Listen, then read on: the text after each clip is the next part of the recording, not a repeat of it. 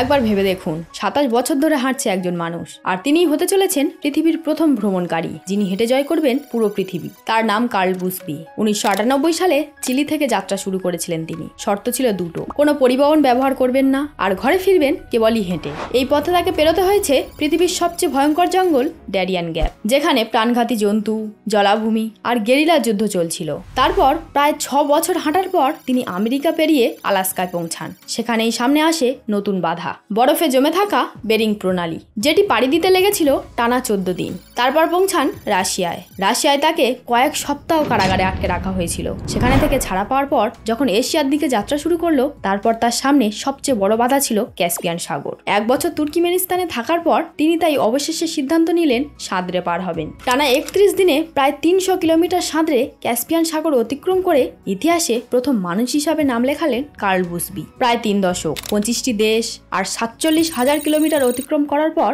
তিনি অবশেষে ইউরোপে পা রেখেছেন। 2026 সালের মধ্যেই নিজের ঘরে ফেরার স্বপ্ন পূরণ হবে।